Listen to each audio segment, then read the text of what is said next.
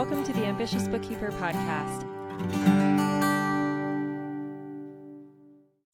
Did you know that when you started a business, you made an agreement with the IRS that you would have a bookkeeping system to keep your records for your business, and you agreed to keep supporting business documents?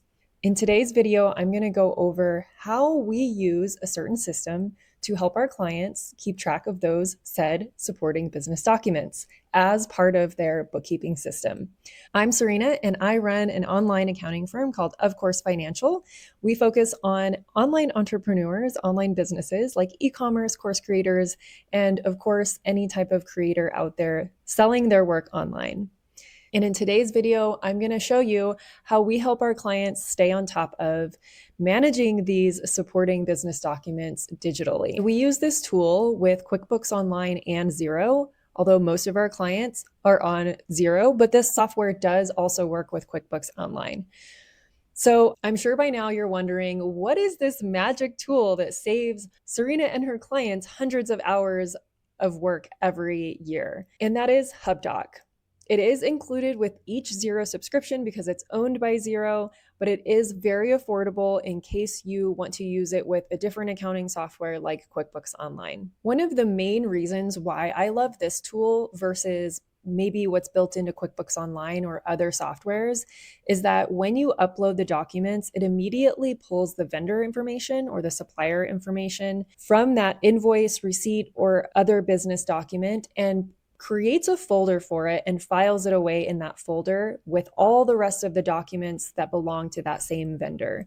So if you ever need to go searching for something, but you're not sure what the amount was, and you maybe don't remember the vendor name, you can scroll through the list of your folders and just scan them to see and jog your memory.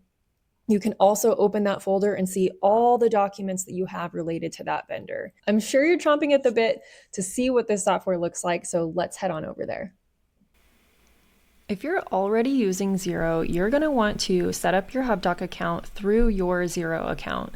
So go ahead and click on the drop-down where your company name is, click on Do More with Xero, and then Hubdoc, and it will open it up for you and walk you through the process to setting up Hubdoc. You'll click this Set Up Hubdoc button and follow the rest of the steps to set up your Hubdoc account. You'll be able to use your Xero login to log into Hubdoc, and everything will automatically be integrated when you set it up this way. One of the ways that you can upload documents to Hubdoc is to click this button here from your desktop where it says Upload Document. You can click Browse, or you can drag and drop the documents. I have all of my documents in a folder that I'm going to upload all at once. So as you can see, you can drop as many documents in at once as you'd like. If you're doing multiple documents, I suggest choosing this document upload default. If you are uploading one PDF with lots of different actual documents combined, you want to do this multi-page PDF split. You can also convert a bank statement from PDF into a CSV from certain banks. If you are wanting to email in your documents and forward emails, this is where you're going to find the email address that you want to bookmark in your email client. And of course, you can also upload from your phone right on the go. And this is what I actually recommend, especially for physical receipts. So once we've uploaded all of those, we can close that window and Hubdoc will do its thing in the background. As you can see, this particular document has a clock on it, meaning it's still processing, it's still pulling the information off of the receipt. These with the orange triangle, they are ready to review. So I'm going to go ahead and click on the first one that's ready to review.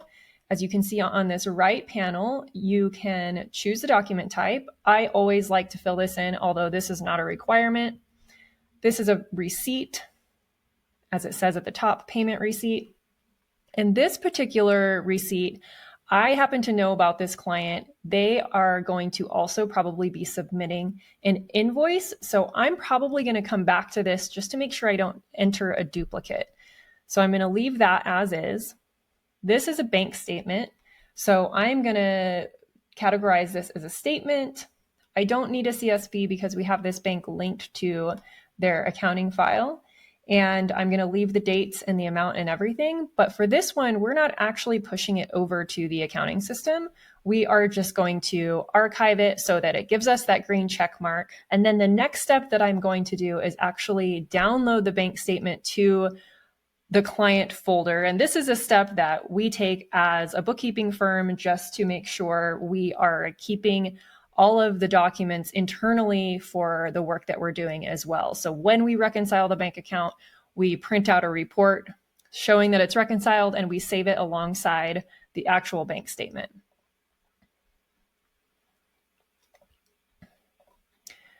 Now the next one's another bank statement. I'll come back to that. And then this one is an actual invoice. So we're going to choose invoice on the document type. It's already selected the supplier for us. And the invoice number, sometimes it doesn't recognize invoice numbers, but we actually want to type this in ourselves. So we are going to take this invoice number here and type it in. For the most part, I found that Hubdoc actually is able to extract the invoice number. So hopefully you don't have to do this very often. We're going to just double check everything else that it's pulled up for us. August 30th is the date of the invoice. And September 6th is the due date, and then the amount is $4,999. Down here, we've already processed invoices from this particular vendor, so it's remembering what we selected last time because I checked this Save Configuration checkbox. I typically don't ever choose this auto sync checkbox because I like to review everything before it actually gets pushed in and attached to the transactions within the accounting system. But for this particular vendor, I like everything except I always like to update the description. So as you can see, the date range is a little bit different. So I'm going to remove that piece and add September 30th. And then we're going to hit Publish and Proceed. Sometimes you have to click that button twice for it to respond. And here we have an example of receipt for the exact same transaction. I don't want to record this twice because then we're going to end up duplicating that transaction. So I'm going to mark this as a receipt and I'm going to just click that archive button. You'll go through that same process with all of the documents that you've uploaded each month for all of the transactions and receipts and invoices that you have in your business. Your next step is to go on over to your accounting software, whether that be QuickBooks or Xero. In the next video, I'm going to show you the process in Xero.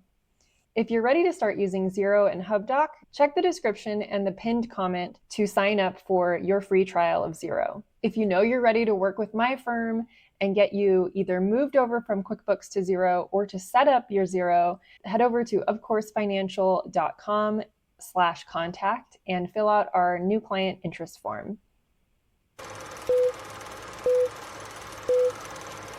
When you started a business, to have some sort of a system to keep your books and records. Thank you to everyone who helps make this podcast possible. Content and interviews are produced by me, Serena Shu.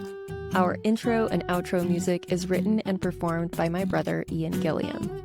Editing is also by Ian using his awesome sound engineering skills along with Descript software. Hosting and publishing is by Buzzsprout, and you can check out the show notes for links to all of these amazing resources and resources mentioned in the episode. Be ambitious.